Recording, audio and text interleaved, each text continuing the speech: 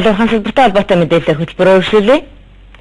Уурхайн яамнаас ил тод уурхай ээлжид хэвлэлийн хурлаар өндөрлөе. Энэ хурлаар бүгд найрамдах Хятад улсын төрийн тэргүүний айлчлалын үеэр уурхай салбарт хийгдсэн гэрээ хэлцэл болоод нүүр шингэрүүлэх үйлдвэрүүдийн талаар мэдээлэл өгсөн байна. Мөн шүүхээс хүчингүй болгосон 106 лицензийн 14-ийг нь дахин олгохоор сонгон шалгаруулалт зарлаад байгаагаа дуулгачээ.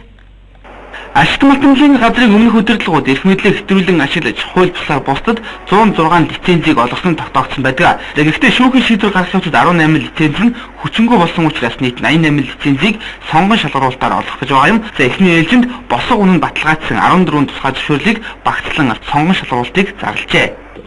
Ашигт малтмлын тухай хуулинд заасан үндэслэлээр хязгаарлалтанд орсон бас талбайнууд байгаа.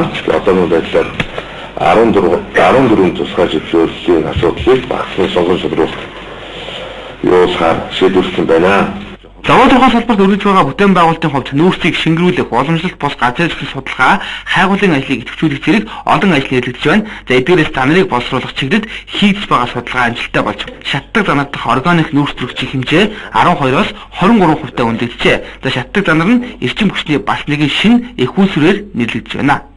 За Монгол улсад нүүрс шингэрүүл бензин үйлдвэрлэх төслийн хүрээнд Монгол Германы улсын хамтарсан Герман газ компани CVAG-ийн уурхай төслийн үйлдвэр байгуулахаар ажиллаж байна.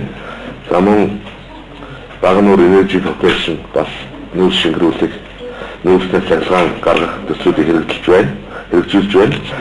Харин нүүрс хийжүүлэх шингэрүүлэх төслүүдийн хувьд ажил амжилттай байгааг дуулгалаа. За нүүрсний давхаргын метан хийн үйлдвэр байгуулах төслийг Эрдэс 5 толгой компани хэрэгжүүлэхээ ажиллаж байгаа юм. Харин оюутлогоо компанийн хувьд үйл ажиллагаа мөн хэвэн байгаа гэсэн мэдээллийг хэлээ. За гэхдээ хувь нийлүүлэгчдийн хооронд шийдлийг хүлээж байгаа хоёр асуудал байгаагийн нэг нь 70 уурхайн бүтээн байгуулалтын ажлыг эхлүүлэхийн тулд техник эдийн засгийн үндэслэлийн эрс баялагын мэргэжлийн зөвлөлөөр батлуулах, мөн татварын асуудлыг шийдвэрлэх шаардлагууд нэрлэгдэж байна.